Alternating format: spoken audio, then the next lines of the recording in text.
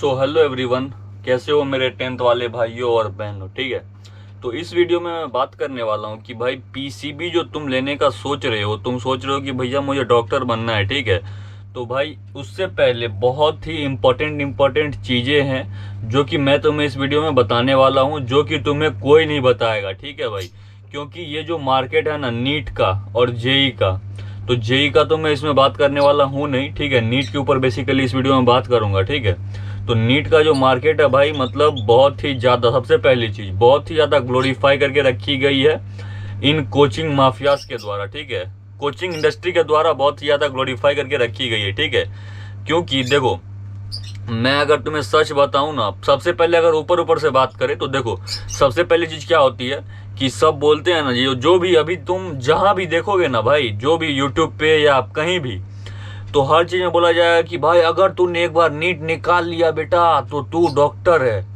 But अगर तुम reality देखोगे भाई, तो ये चीज ऐसा नहीं होता है। ठीक है, तुम्हें पता है अभी नीट करने के बाद तुम्हें उस एक पहली चीज तो तुम्हें भाई नीट में समझना पड़ेगा कि सिलेक्शन रेशियो बस 1% का है। मतलब हर 100 बच्चे में से बस एक बच्चा सिलेक्ट होता है नीट के अंदर। पहली चीज ये हो गई। इसके बाद तुम जाओगे एमबीबीएस के अंदर। एमबीबीएस में 4.5 साल पढ़ाई करना पड़ता है, फिर 1 साल का इंटर्नशिप होता है। ठीक है, अब उसके बाद एक एग्जाम होता है नेक्स्ट करके। नेक्स्ट एग्जाम में क्या होता है कि जो भी आपने पूरा 4.5 साल में पढ़ा एमबीबीएस में, वो पूरा एक साथ आएगा नेक्स्ट के अंदर। तो वो एक और टफ एग्जाम होता है, तो वो अगर पूरा आपने कर लिया तो आपको एमबीबीएस की डिग्री मिलेगी।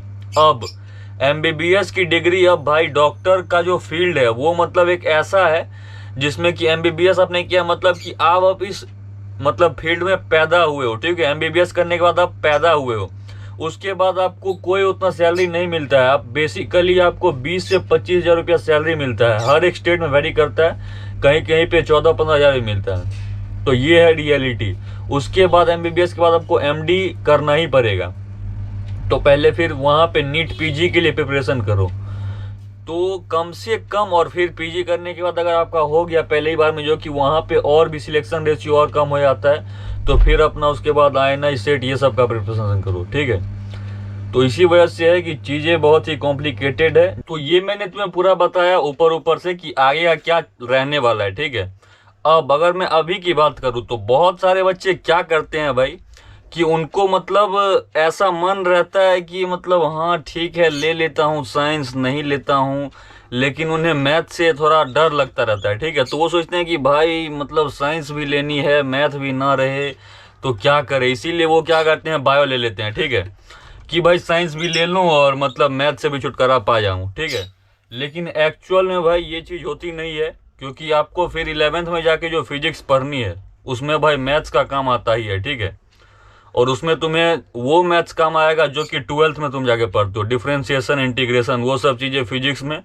11th में ही काम आ जाती है।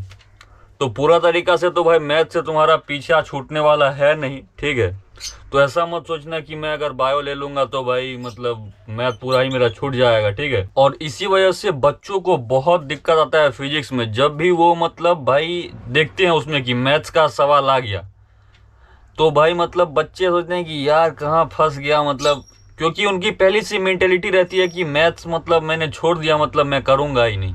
इस वजह से बच्चे फिजिक्स को मतलब पसंद नहीं करते हैं। और मतलब तुम देखोगे कि 95% जो भी मतलब बच्चे नीट के लिए प्रिपेयर करते हैं उनका फिजिक्स खराब होता है। यही पहली वजह है, क्योंकि उनको मैथ्स से मतलब एक तरीके से मतलब क्या बोलूँ, हेट रहता है कि भाई नहीं करना है तो नहीं करना है, इसीलिए वो नहीं कर पाते हैं। ये चीज़ होगी। तो पहली चीज़ भाई कि अगर तुम ले रहे हो तो ये तो बिल्कुल मत सोचना कि भाई मतलब मैथ रहेगा ही नहीं, मैथ रहेगा।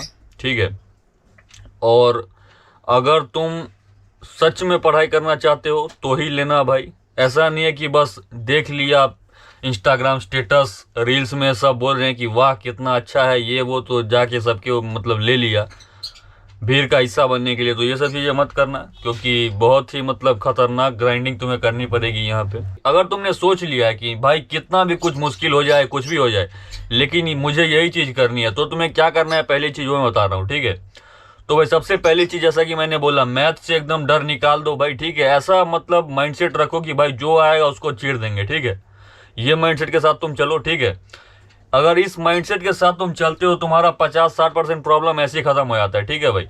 अब दूसरी चीज तुम्हें क्या करनी है भाई, कि जैसे जैसे तुम्हारे टीचर्स पढ़ाते जाएंगे, तुम किसी भी बैच से हो, बहुत बच्चे पूछ रहे थे कि कौन सा बैच ले, PW का ले, मिशन जीत, XYZ, किसका, किसी का भी ले ले तू, ठीक है। टीचर हर जगह बढ़िया है, सब मतलब अपने तौर पे बढ़िया पढ़ाते हैं, ठीक है भाई। मेन जो मैटर करता है वो है कि तू कितना मेहनत कर रहा है उस चीज के लिए। तो तुम्हें क्या करना है भाई, जैसे जैसे तुम्हारा लेक्चर होगा, लेक्चर डेली का डेली करो, बैकलॉग एकदम नहीं करना है। तुम्हें डेली की प्रैक्टिस शीट्स मिलेंगी, वो सब डेली लगाओ, ठीक है।